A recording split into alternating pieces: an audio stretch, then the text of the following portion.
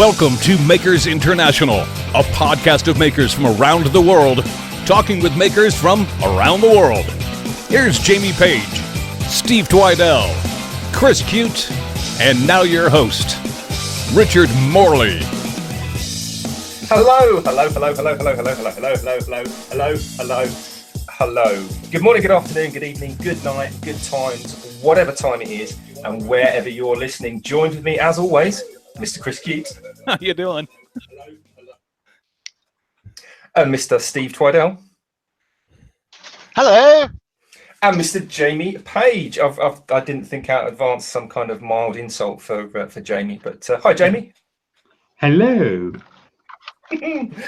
Right.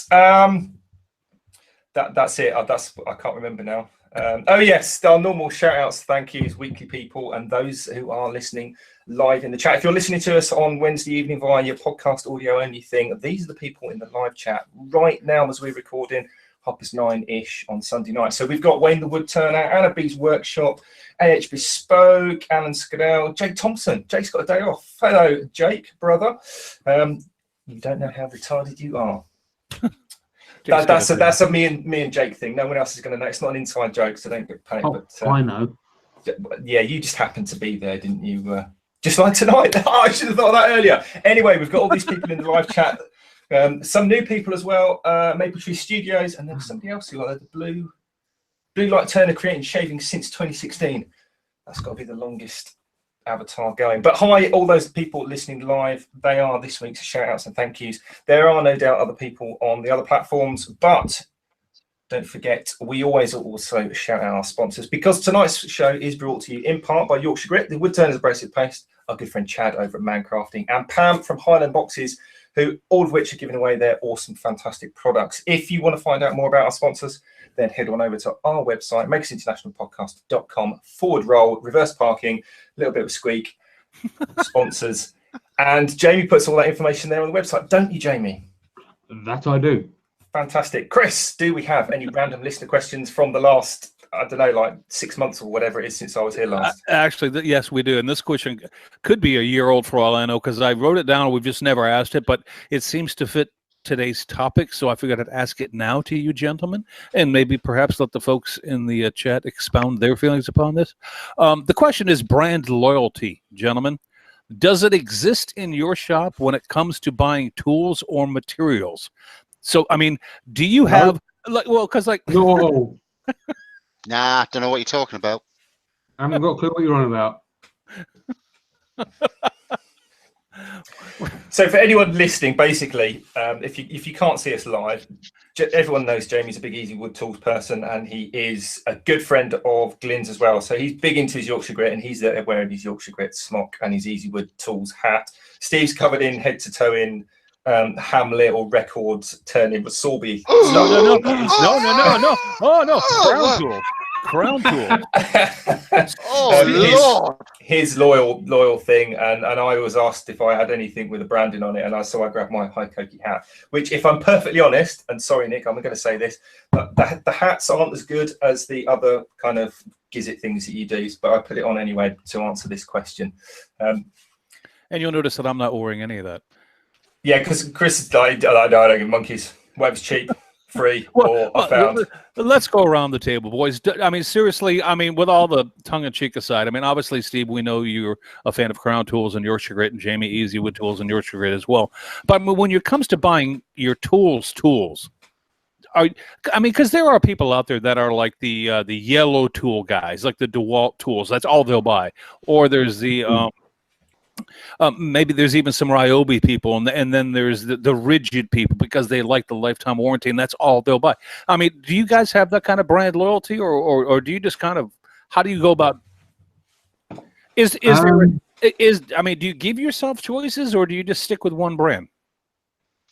Right at the very start, when it come to me getting into scroll sawing, the first scroll saw that I went for that was pinless was the Record Power scroll saw, and ever since then I've stuck with that one for whatever reason. Now I think that well, the main reason that I stuck with that one is because I knew it worked for me. Now, yes, if you look at most of them saws, they are all, and I mean literally every single one of them is basically identical.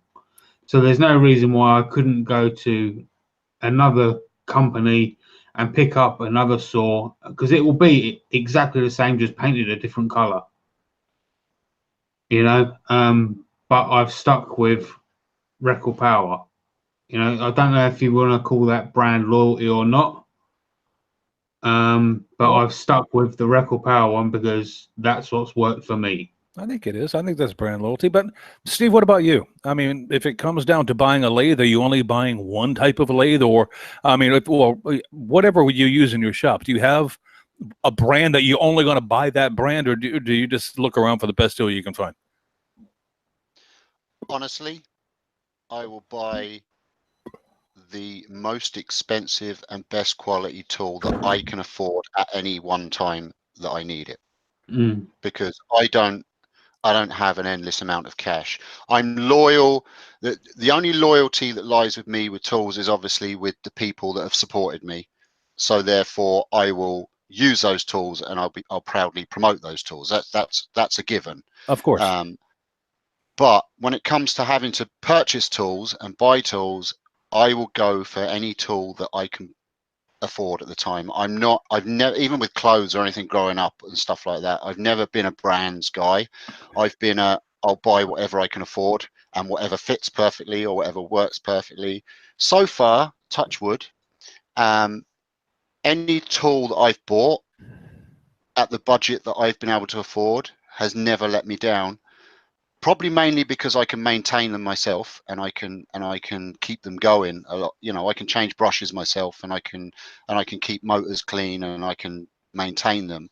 And I know not to push a cheaper tool hard like you can with a more expensive tool. But none of them have really let me down. If someone gave me 10 grand tomorrow, would I buy the best lathe I can buy? Absolutely, I would, 100%, because. But that doesn't come down to the brand. That just comes down to the quality. Right. I hear you. Exactly. Yeah. It's never about a brand. No, never. What about you, Richard? I mean, listening to what you guys have been saying, we're half listening, if I'm honest, because I've been kind of flicking down the chat as well. I don't want to answer to go into tonight's topic, because we are talking about buying decisions. So just to answer the question, yeah, hugely loyal to brands. And that really doesn't come down to price once I'm loyal to the brand, if that makes sense. I see the two as different. Because you make your decision, you go with it, and then you make your purchase. You don't become loyal to something until you've bought it. So that's assuming that you've done all your decision making side of it down. So initially, I kind of feel like we're talking about this sort of back to front, as it were.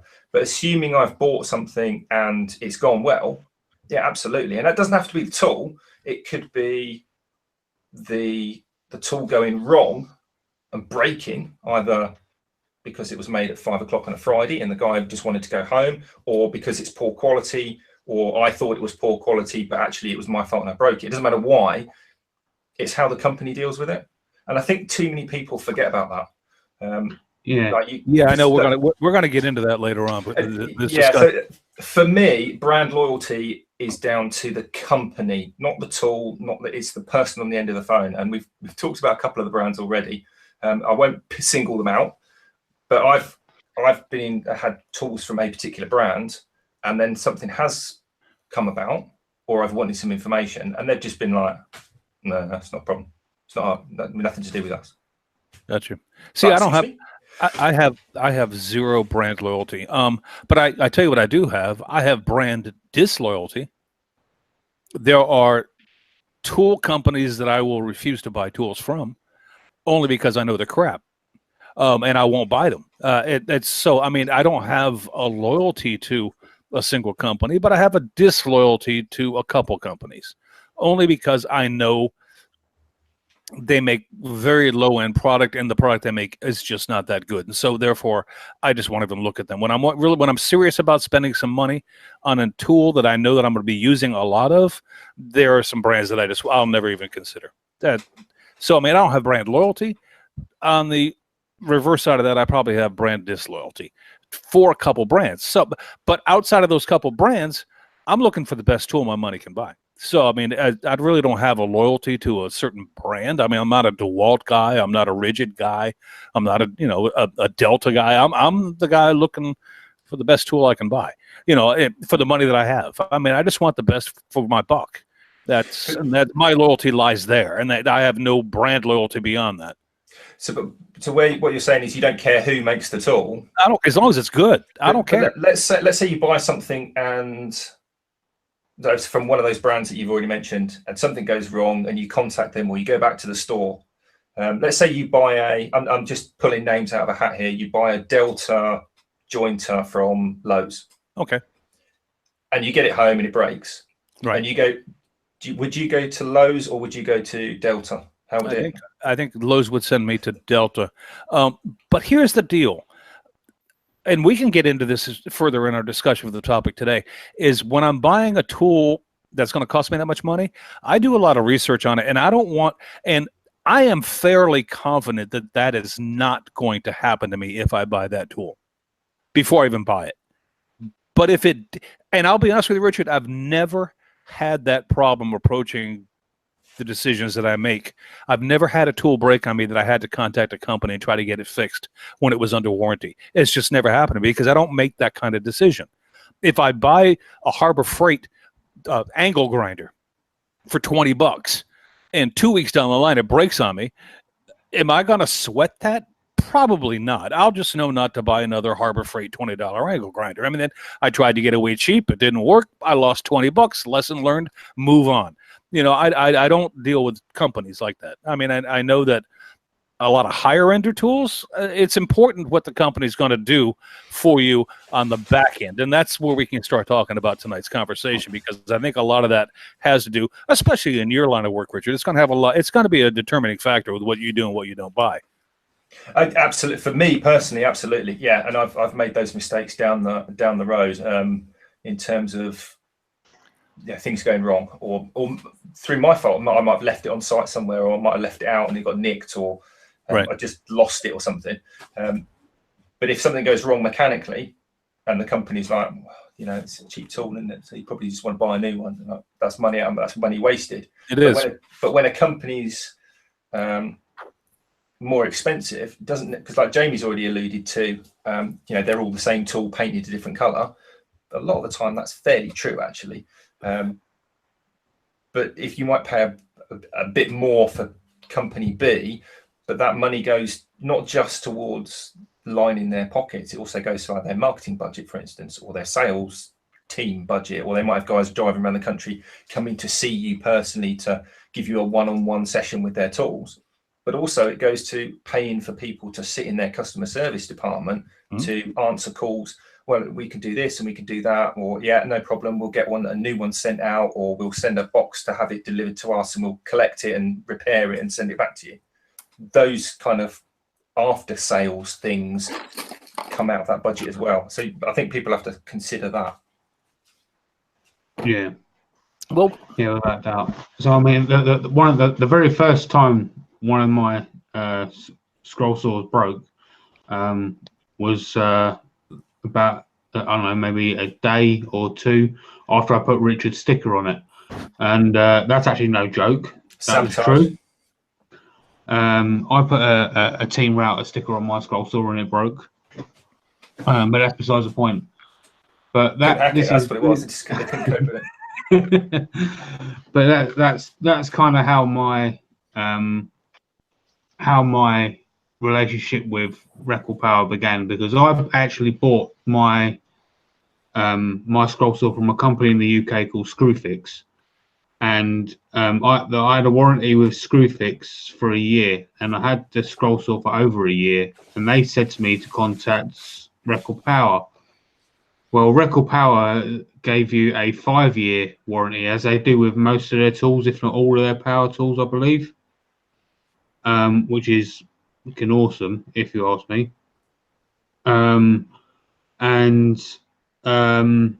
So I contacted them, and they turned around and basically gave me a brand new saw, next day delivery, and they basically just said you can keep that other one and just use it for parts. And that was kind of the start of the relationship with Record Power. I mean, the last thing I'm going to do is badmouth a company, but you know why they say keep it for parts, don't you, Jamie? The actual bottom line is because they can't use it. No, because A, they can't use it, and B, they've got to pay for it to get to them. Yeah. So it's cheaper for them to go, I'll just keep it. And obviously it makes them look good as well. So, but no, that's the reality of it. Not to kind of like sink your ship there. In a roundabout way, doesn't that kind of tell you something though? That the company would rather not spend the money for you to send the tool back because they know it's not worth fixing and reselling. That should tell you something. I'm just saying. I mean, even from a business standpoint, because if they thought they could all thing they had to do was pay shipping and send you a new one, and if they could turn that tool around and still make good money on it, they'd do it in a heartbeat. And they'd do it in a heartbeat. If they're telling you keep the tool, don't want to pay the shipping, then you know what you just bought. I mean, you know the value of what you got. Steve, let me ask you a question because I'm really interested to get into Richard's head about this because it's going to be a different perspective than yours and Jamie's and mine. But I'm interested in how rather than just saying, I mean, it's easy to wrap the subject up and say, hey, look, guys, I just buy the best tools that my money can buy. I mean, how do you go about actually making the decision? If I'm talking about a major purchase, I mean, something that's over, $100. I mean, anywhere from $100 up to, $2,000, depending on what you buy in your shop. I mean, how do you go about deciding what you're going to spend your money on? It is literally budget with me. It really is because it takes a long time.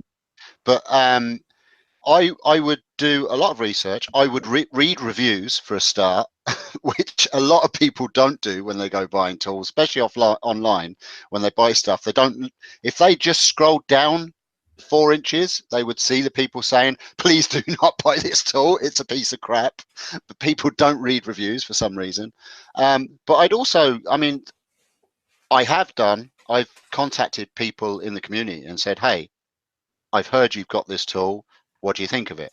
Do you know, I would research the fact, and I would find 1, 2, 3, if I'm lucky, of products that are similar, and then I would buy the one that has the best reviews that I've found out.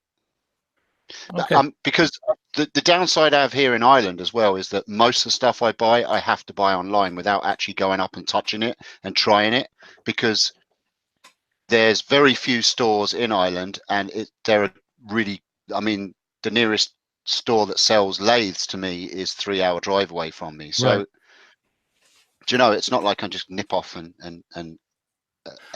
try out a few lathes and things like. All right, I'm going to give my perspective on that as well, because I do the same, Steve. I look at reviews, but I think it really depends on the tool you're looking to buy. Like let's be honest, if you're looking to buy an orbit sander or something that is really not that expensive, but it still costs money. Okay, I mean, it may cost you $150 to buy the sander that you want.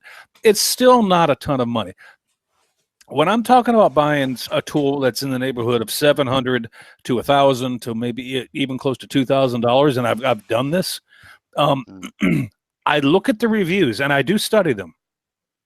But you've got to take, when you're looking at a tool that is in that price range, you've got to look at the reviews and take them with a grain of salt. And I'll tell you why. Because you have to understand that there are relatively few people who are going to lay out that kind of money and then turn around and write a review saying that they screwed up and made a mistake. What you'll find is a lot of people there who are trying to validate their purchase because they don't want to feel like a dummy by buying it. Many reviews are just people trying to validate the purchase. You have to learn how to read these reviews and know what's genuine and what it's not. And I'll give you a quick for instance. If you're going through reviews on tools, and trust me, you're going to see this if you do it, especially on the high-end tools. Anybody who feels like they need to give you their resume up front before they give you the review on the tool, ignore that person. I'm telling you, ignore them. It's the same concept as if you know somebody who has a lot of money they never talk about how much money they have, okay? So the person who is automatically throwing their resume up in front of your face is somebody who's FOS, because they're trying to tell you that they're something that they are not. Take that review, throw it out the window. You've got to learn how to read between the lines in a lot of reviews, especially when you're looking at high-end tools. And I'm looking at, I did this with my bandsaw when I bought it. My bandsaw cost me like $750. It wasn't like life-changing money, but it wasn't something that I dish out every freaking day. It was a major purchase for me. And I read reviews on this bandsaw left and right, and I read reviews on different bandsaws, and I got genuine opinions from people. And you can tell the people who are genuine and the people who actually know what they're talking about, opposed to the people who are trying to make good on their purchase because they don't want to look like a dummy, and the other people who are just trying to make themselves out to be somebody they're not. So I think reviews, I agree with you, Steve, are real important. But when you get into the money, you've got to be able to learn to read between the lines. And here's another key. Don't look for reviews that are going to tell you what you want to hear. No. Honestly, put it on the shelf, read the review, and understand what you're reading. Yeah. Yeah, I mean, the reviews I would look at are the breakage reviews. People saying, I use this and this part broke, or there was a noise coming from this from the moment I pulled it out of the box, or even this thing was an absolute frickin' nightmare to put together out of the box. I couldn't get the bolts out the crate. It was packed so tight it wouldn't fucking move. And when it did come out, it was damaged anyway. You know, that kind of stuff. And then I'm also looking at the reviews of, I had this problem. I gave the company 5 attempts to fix it, and they wouldn't. That's the reviews as well. You know, I've tried getting in touch with the company. Their customer service sucks. That makes a difference. Because that's another side of it too. Right. Yeah, I mean that kind of eats into what I was saying. You know, you pay a little bit more sometimes, but you go with a company that it's a trust thing. At the end of the day, you might have, you know, a good tool. You might end up with a bad tool, and like you say, Steve, it's how the company deals with it. I mean, going back to what Chris was saying about the online reviews and as the guy's giving you his resume, also as he's taking it out of the box. Yeah. There's a lot of those. I mean, I did a review on my channel once. I can't remember if the video's still up, but a little while ago.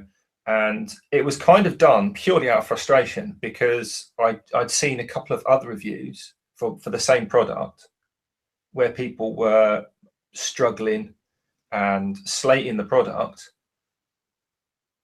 as they were taking it out of the pack. You know, part of the review was, oh, it's in really strong packaging, and you're like, so you buy it at a show because the guy that's using it, showing you it, knows exactly what he's doing. You throw the instructions away and you start struggling around with this thing and basically saying it's rubbish.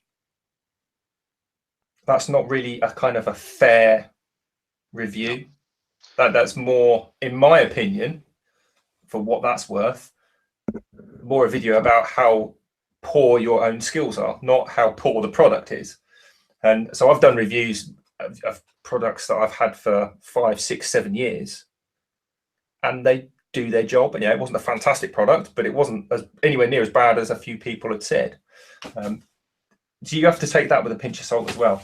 I think, but it's difficult. Yeah, it's a minefield just watching YouTube reviews of a product. Well, Jamie, I know you've obviously spent some money on some tools in the past. I mean, I know you bought a lathe recently, and you've bought several scroll saws. I mean, and we talked about the brand loyalty, and I know that there's a certain attraction there because you might look at a certain company first before you look at somebody else. But when it comes down to coming money out of your pocket, and not and not somebody giving you some love because they like your channel. I mean, when you have to pull the money out of your pocket, how do you decide to do it? I mean, how do you go about deciding where to spend the money? Is it recommendations, or is it just you do a lot of research? Well, when it comes to the lathe, I actually spoke to a guy called David Lowe, who I found out he had some input on actually designing the lathe. And I spoke to him at the Kempton Park show where I was demoing for Record Power at the time, and it's quite funny really because I stayed at John Clothier's house, and he actually already had said lathe, which is the Coronet Herald, and I used it, and I didn't get on with it, right? And when I approached David Lowe about the lathe, because he was using one at Kempton Park, I went over to him to ask him his opinion on it, and I was basically going to go over there and slate the lathe and tell him what I didn't like about it, right? And then when he kind of turned around and said to me, yeah, but this is a MIDI lathe that can turn up to 21 inches, and then he started telling me all the positive things about it, and I'm thinking, the things that I don't like about it, it kind of so outweighs what it. I mean, it's a MIDI lathe that can turn 21 inches. You know, it's kind of like, yeah.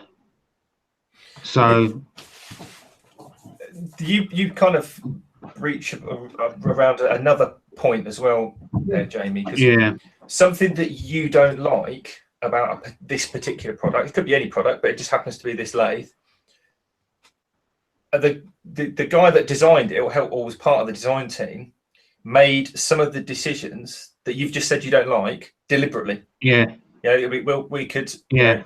We could have. I mean, this, a lot of them are safety features. Well, that's what I was going to say. It's the same with cars, or kind of any product. You know, some people don't like the type of handbrake on the new car. Yeah.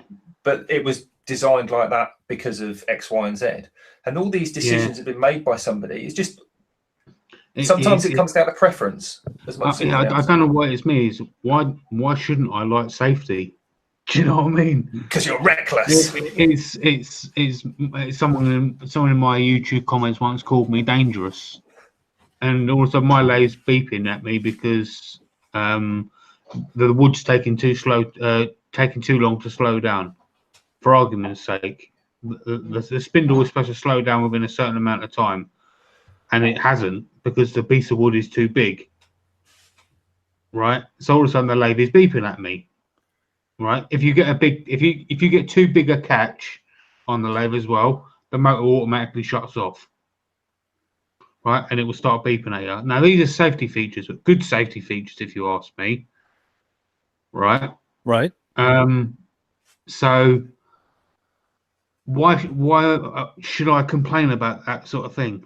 Now, for example, if you're wearing a long sleeve smock and you get your arm caught in that spindle and you have to pull it back, you want that motor to turn off, especially if it's got that amount of torque on it, because that's one of the features of this new lathe. It's got excellent torque. Right. You know, so why should I be complaining about the safety features of this new lathe? You know, I wouldn't be complaining about it unless it was a safety feature that wasn't perfected, because there are some safety features on tools that will trip when they shouldn't trip. You know, and so then it becomes an annoyance. That's how I was looking at it. I was looking at it as more of an annoyance than a safety feature. Okay.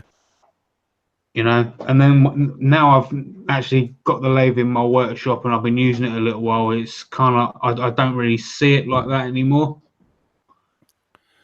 No, as long as it works, and when a real safety hazard happens, right, yeah. When a real safety thing happens, if the tool shuts down, I mean, you're grateful that it did. It's like a saw stop. You know, you put your finger in the blade, you're happy the blade went down below the table. But if you're using a saw stop and all of a sudden you put a piece of wet wood through it and you trip the blade that way, well, that's an annoyance. That's going to piss you off because there was no safety problem there. I can't attest to the being annoyed with a saw stop because my budget or brand loyalty doesn't go that far. But I don't have one either. The micro jig grippers. I was using it as an example. I'm not saying that does that. I was just saying that if it had done that, that would become annoyance. A couple of bits of wood and non-slip mat, Richard. That's don't what you need. kill me. If you have a saw stop, you have a great saw. Okay, just leave me alone. I've got one of the. Stop being a uranist. Just shut up and let me get a word in. I've got one of those micro jig things, and I was so annoyed when I was using it, and I cut through the blade with this expensive plastic gripper thing. Honestly, I was just like, I was so annoyed. I had to stop what I was doing, have a little moment, and be depressed for about 10 minutes. And then Kat just goes, "Is that the thing that's supposed to like protect your fingers?" I was like, "Oh yeah, actually, that's a good point." And suddenly, I wasn't annoyed anymore. Like, just keep things in perspective. How dare that thing work? Yeah, it's like, oh no, I've just ruined this expensive thing that's supposed to protect my fingers. Oh, I'm furious. And then you're like, oh yeah. All right. Well, Richard, because I'm anxious to hear your opinion on this. I think I know it, but I want to hear it anyway. Because I mean, Jamie, Steve, and I, we might make a few dollars here and there on what we do, but what we do is we use our tools. We make them. We use them because we enjoy our hobby. You happen to use your tools to make a living. So buying decisions for you, I would assume, are going to be a little different than what Jamie, Steve's, and mine are. So how do you go about making the decision on what you're going to buy and what you're not?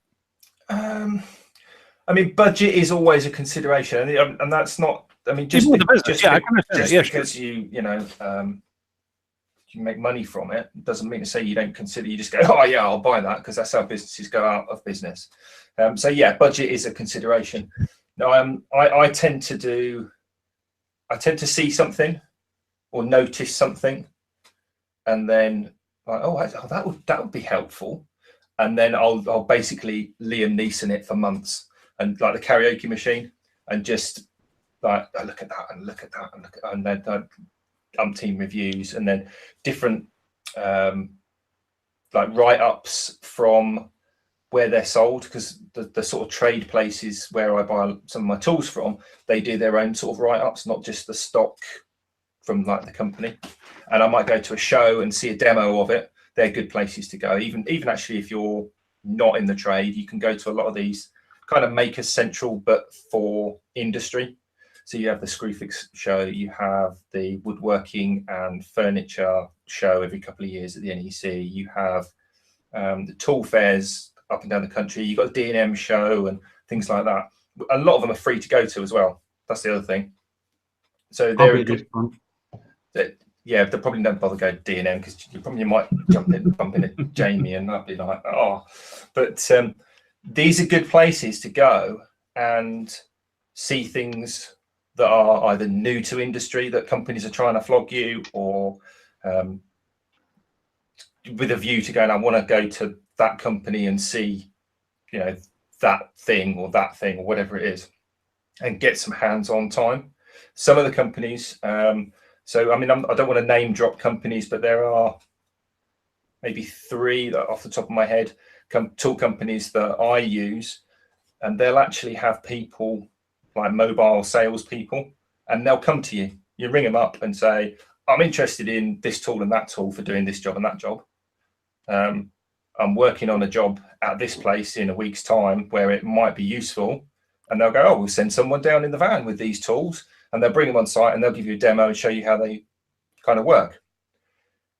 And obviously you pay through the nose for those tools. Now, if a tool is going to save me money over a short enough period of time, then I will consider paying out for it. So let's say classic one recently, about 6 months ago, was a miter saw. I went out and spent about 800 quid on a miter saw. I don't know what that is in US dollars, maybe $900, something like that. Probably 875 at least. Yeah, sure. The small Festool. In fact, it's behind me. It's on the thing. The Capex? You can just, the little baby KS60 Capex, yeah. Not the massive one, just the small one. And previously to that, I was using an Evolution miter saw that I bought about 11 years ago. And it was okay. It did the job. It would cut miters. Yeah, it did 90 degrees, it did 45 degrees, and happy days. But if I wanted to do things in between, or I wanted to change from one to another, I could do it, and it wasn't a problem. But that would do it quicker. Got it. And that's the bottom line. It cuts a bit cleaner, and it's quite a bit less messy. And time is money. But time is money, absolutely. And it maybe 2-3 jobs pay for itself. Now you've talked about this several times, and it's one of the reasons why I don't give you a hard time about being a Festool fan. Is Yeah, no, because not at all. no. I don't. I mean, I don't own a single Festool tool in my shop. But to hear you espouse their customer service and the way they back up their tools from somebody who makes a living using their tools, that has got to be important. It's funny actually. And I was always nervous that the Tonight Show was going to go down the everyone should buy Festool because they're so great road. And I'm not like that at all. It's a thing that a company makes, and I've got, and it makes me money, puts food on the table. Plain and simple. But they stand behind it too. But so if something like that goes wrong, they'll send me a box in the post. I put it in the box, send it back to them. They'll fix it in a few days and send it back to me. Gotcha. Job done. Yeah, and that's going to be important. And that, if you're out in your shed every other weekend, that doesn't matter. But if you're out the next day or the day after earning money, that does matter. Right. But also, and there's a flip side to this, and Kat and I have talked about this quite extensively. Actually, if you're in a job that you either, even if you love it or if you hate it, it really doesn't matter. But if you've got a hobby in your free time that you really enjoy, why not spend a bit extra and have a nicer tool? If you can afford it. If you can afford it. Absolutely. I think that's what Steve and Jamie, and I think I'm even saying, is that when I go to buy a tool, I will buy them the best tool that I can afford, only because nicer tools are more enjoyable to work with. And if you're out there looking to have enjoyment, then who wants to dick around with a $20 tool when you know that a $200 version of it will make your life so much easier and you'll enjoy your hobby much more? If you can afford it, then the $200 tool makes more sense than the $20 tool. Unless you're Scrooge and you don't want to, you're pinching a dime until it turns friggin' pink. I mean, there's no reason to do that. If you really want to enjoy what you're doing, totally. And also, I think we've all had an extra couple of jam sandwiches instead of steaks, just to kind of more than once. We've all worn our socks an extra day before we replace them to kind of get a little bit longer out of it. Even if you're pushing it, there's plenty of people out there that they probably need new shoes, but they're going to wait a month because they want to go on the cruise this year or the foreign holiday, or they want to get the new car or whatever. It doesn't, a new golf club or a new carbon fiber front wheel for their racing bike, whatever hobby thing is, it doesn't matter. That decision is always down to the individual. How you justify it is kind of irrelevant, whether it's... You know what? It comes down to what makes you happy. Yeah, totally. If that's going to make you happy, then it's worth the money. Sure. If the only time I would poo-poo that is if you're buying it because you think you're going to gain some prestige in buying it, then you're buying it for the wrong friggin' reason. I mean, I mean, look, if I wanted to, I could equip my shop with every Festool product there is. But am I ever going to? No. Why? Because I don't need to spend that money to have the fun that I want to have in my shop. It just makes no sense. He says from his hotel room on vacation. Well, no, but I'm dead serious. I mean, I don't have to spend that kind of money to have that kind of fun. I mean, I really don't. I mean, I have a Harbor Freight lathe, for crying out loud. You know why I have a Harbor Freight lathe? Because I'm not a great turner. I know that I needed a beginning lathe. And I needed to get something. Needed Carl Jacobson, and he's got a robust. Well, I mean, Carl, no. You're too mean on Carl. But I have a Harbor Freight lathe because that's the kind of turner I am. Now, look, if I become very good at turning, then of course I'm going to look to upgrade that tool, but I'm not there yet. So why would I go out and buy a Powermatic lathe as a beginning turner? I've got a long way to go before I'm going to put that kind of money down on a lathe. I mean, let's be honest. I mean, it's like, why would I go out and buy a Festool Capex when the rigid 12-inch that I have is doing the job for me just fine and I have no complaints? Why would I go out and spend the extra money? I don't buy tools to make myself look good. And if you buy tools because you think it makes you look better, then you're wasting your friggin' money because, A, nobody's going to respect you for that because you still have to use the tool and prove that you know what you're doing. I mean, but also on the flip side of that, if you want to go out and buy the Festool thing amuses me because a Me too. lot of people who, on the face of it, appear to kind of look down their nose at Festool and Festool users. I mean, you see them in the comments, or you see the comments of like them daily. Then none of them are Festool users. I've never seen a Festool user look down their nose at somebody who isn't a Festool user. Do you know what I mean? It's like a weird thing that everyone assumes that they look down their nose. They look down on the lower brands, but it's actually the other way around. But also, let me point out the elephant in the room, and I'll be the asshole who does it. I don't care. A lot of the comments that you see along those lines have nothing to do more than envy.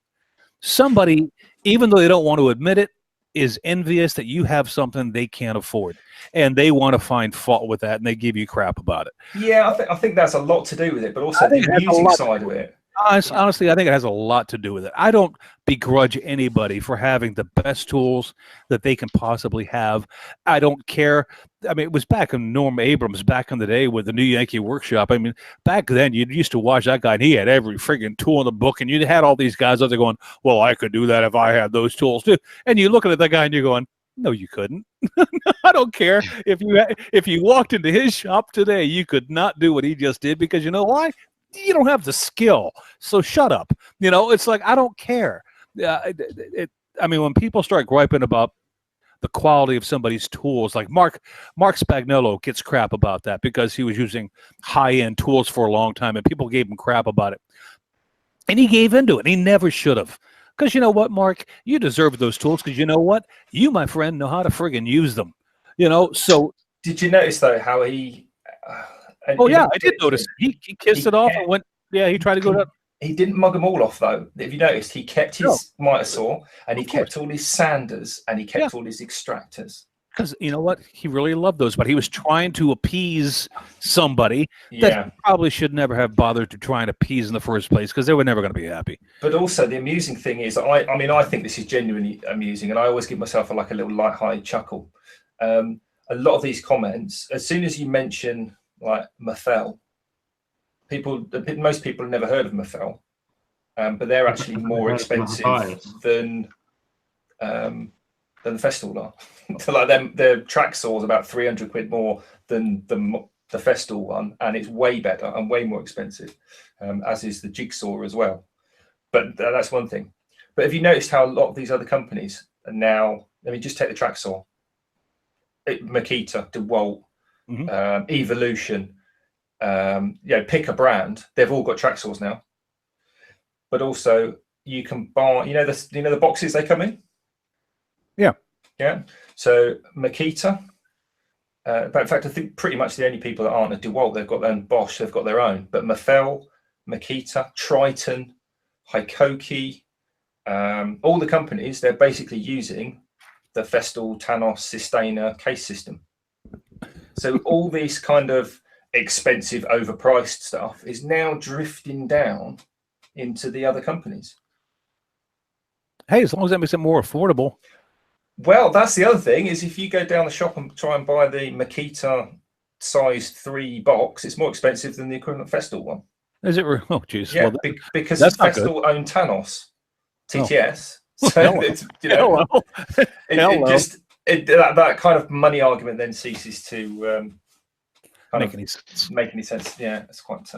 I've got a kind of an interesting change going to be happening to me in the next kind of year or two, because I'm hopefully going to be going down the angle of making money from my tools.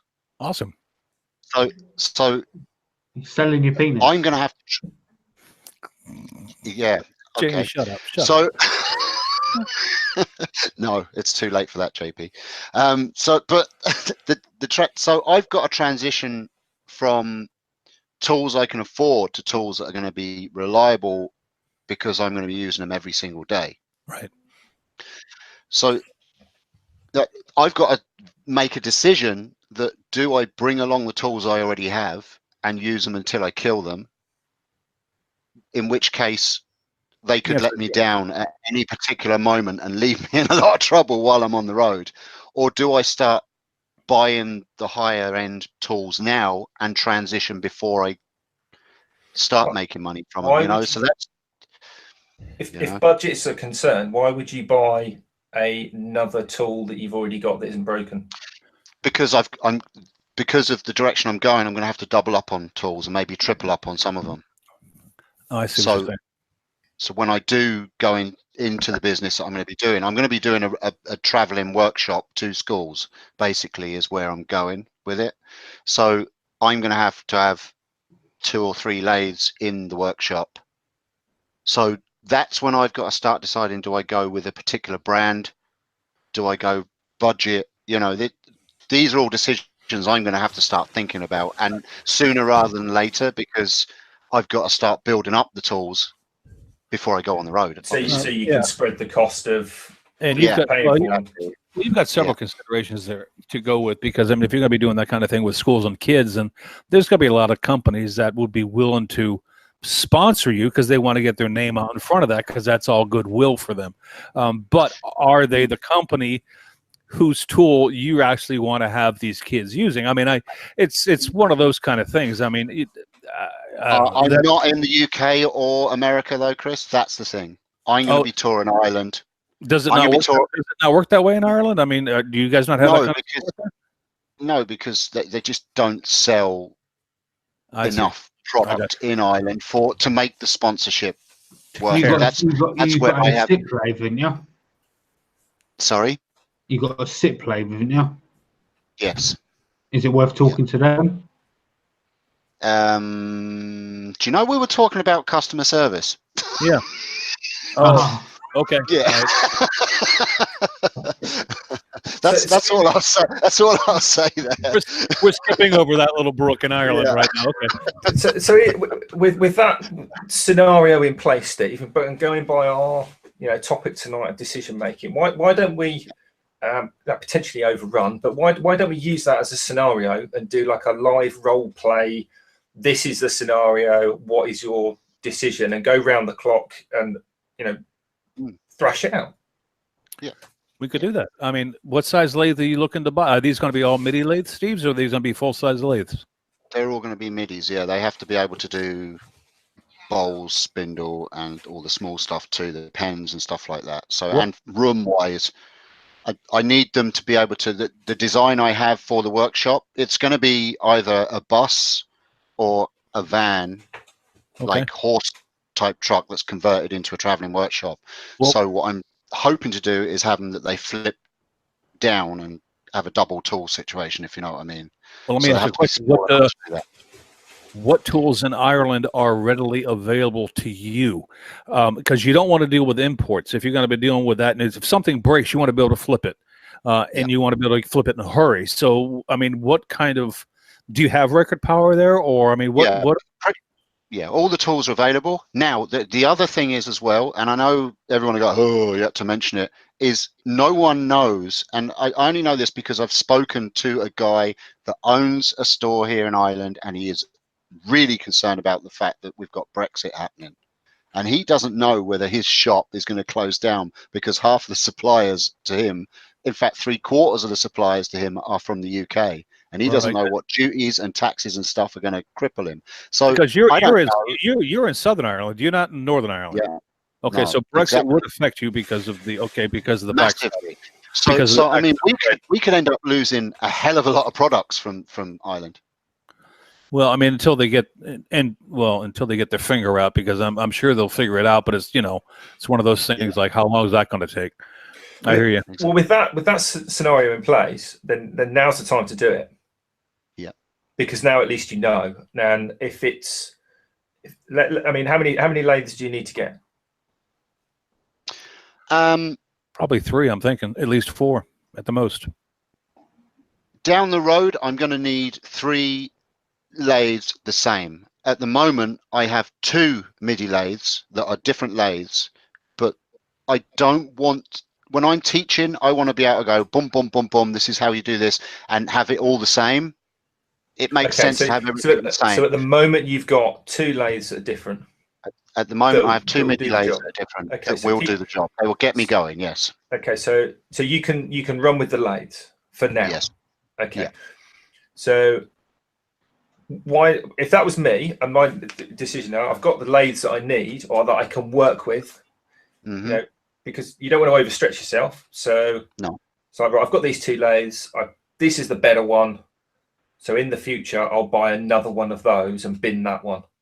Yeah. Yeah. When the time comes. So I start planning to buy that lathe now. I don't buy it now. I just start, where can I get it from? I do all that research. What about tools?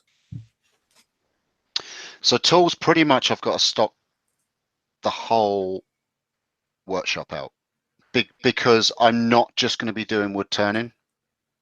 I'm going to be doing general woodworking, small project type stuff. So you're looking at little bandsaws, and you're looking at least one miter saw at least, but a couple bandsaws at least. I'm looking. Like Yeah, Dremel I'm and either. things like that. Yeah. So I didn't want to say it, but scroll saws, Well, band saws, routers, he spoke the forbidden word. Anyway, go ahead.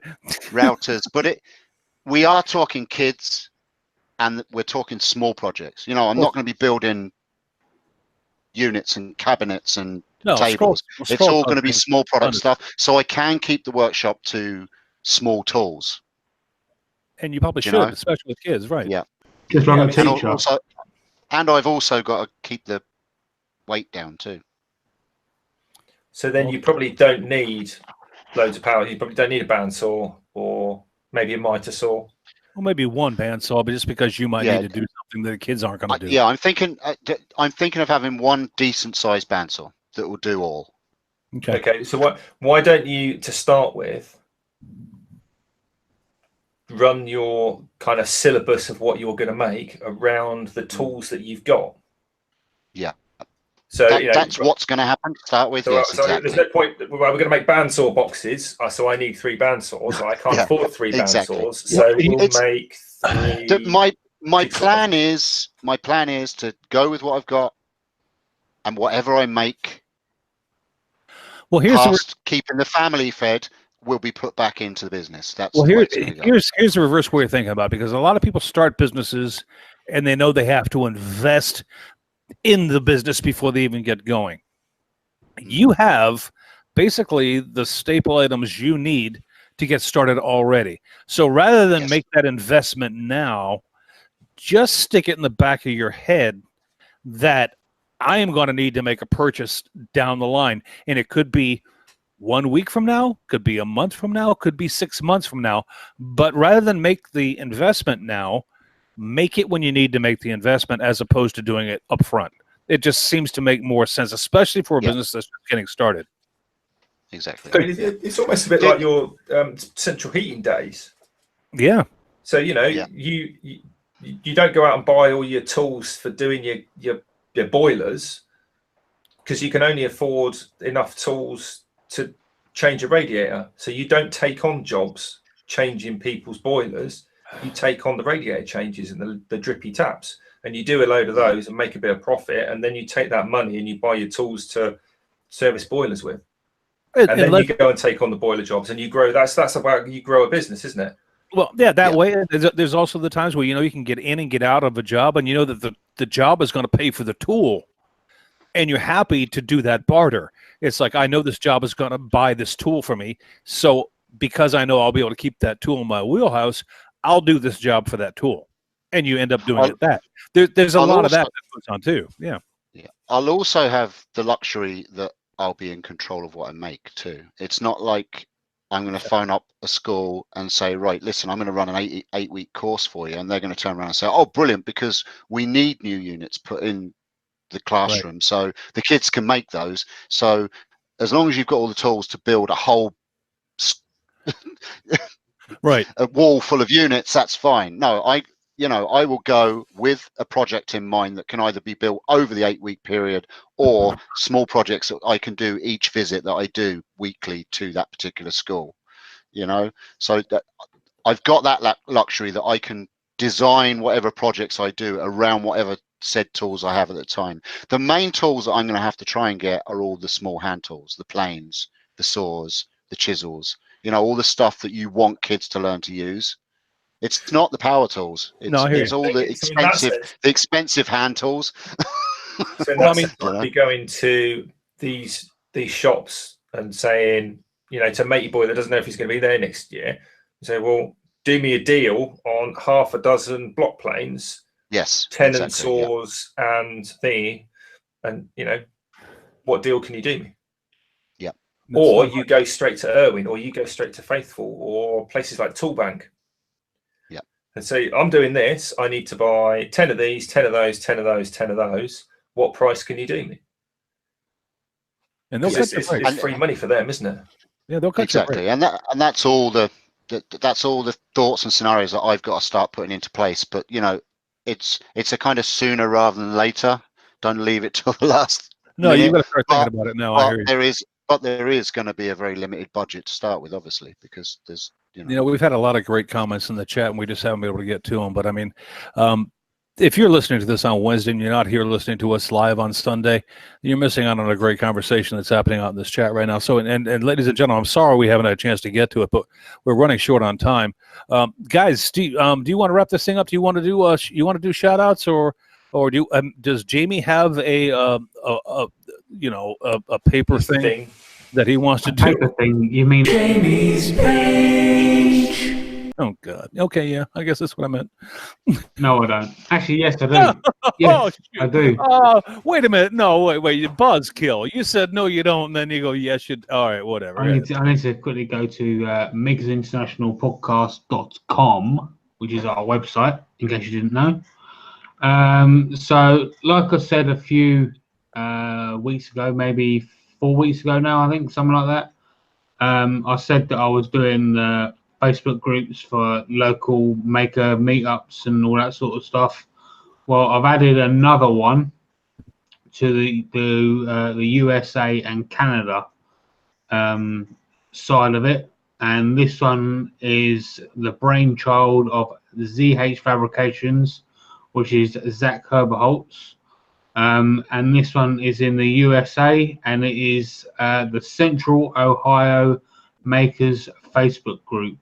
So if you want to join that group, and you go to makersinternationalpodcast.com, or just go directly over to Facebook, and you can find all links there, or the link on our website. Awesome. So there's that.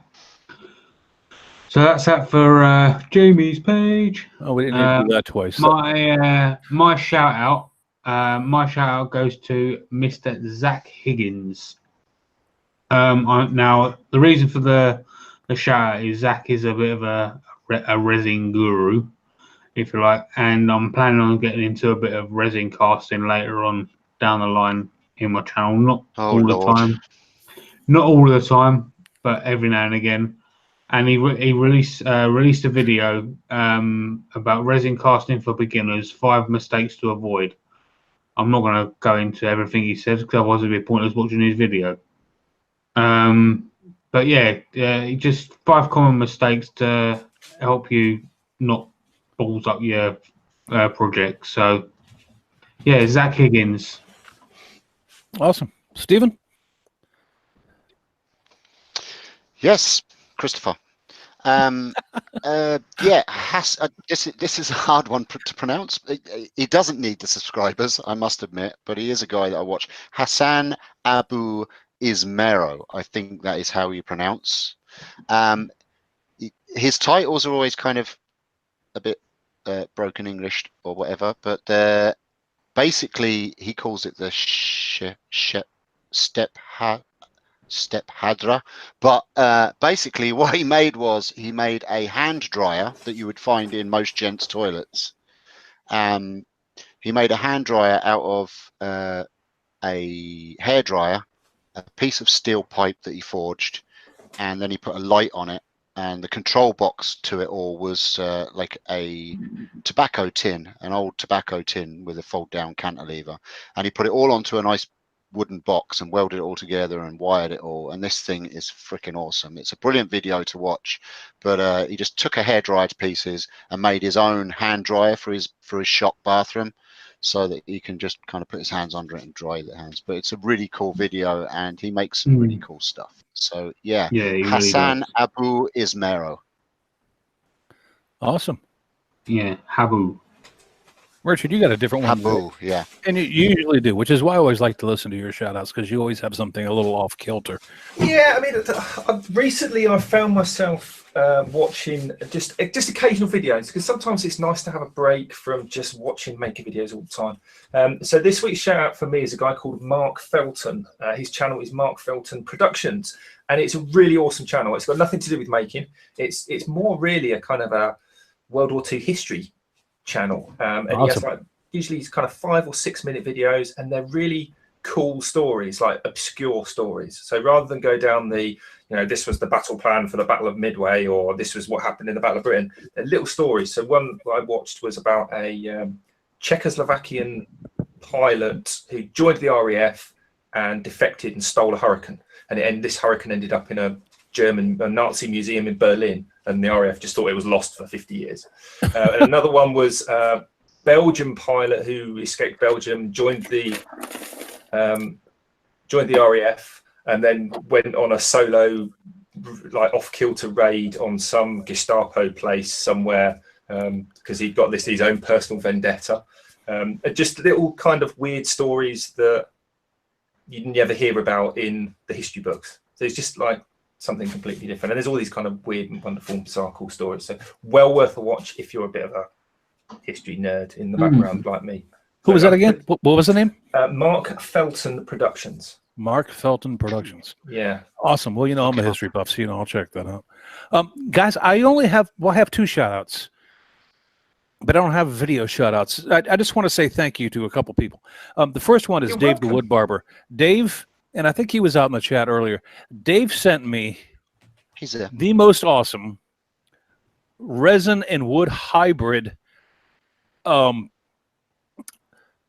I have a stick shift in my truck, and he sent me a new knob for me to use as my, and Dave, absolutely awesome, and he sent it to me, so thank you, brother. And he sent it to me with this little box, a lidded box that I think he had turned, and I didn't know what to do with the box, but my wife saw it and went, "Oh, mine," and took it. So brownie points, Dave, there. So my friend, thank you so much. You didn't have to do that, but I do really appreciate it. The other shout out I have is just to a couple people that I just think are awesome, and it's not because of any video, it's because of what they do. I want to say a big shout out to Tony and Mackenzie Rouleau, because just on Saturday they had their annual slip and slide party, and this slip and slide party attracts a ton of makers from all over. And Richard's laughing because, Richard, I'm telling you, I know the kid that you are, you would love to go to this thing. It's a 300-foot slip and slide that I can see you just barreling down tomorrow. But they do it every year. Probably go supersonic with my aerodynamics. And I'm telling you, Richard, I know you would love this because it's an awesome event. And it was held on Saturday. And they put it together. I think it's like their 3rd or 4th year of doing it. And I just wanted to give them some love for it. I mean, I wasn't able to go, but I appreciate the fact that they do this all the time and bring that many people together. I mean, there was a lot of people that were there. So Tony and Mackenzie, well done. I mean, God, I hope I can make it next year. Did anyone see the group shower beer picture? I didn't know. I don't want to see that either. No. I don't want to see impressive. There was a lot of them. Well, I'm sure Julian Martinez had something to do with it. The last thing I want to do, yeah, I'm sure he did.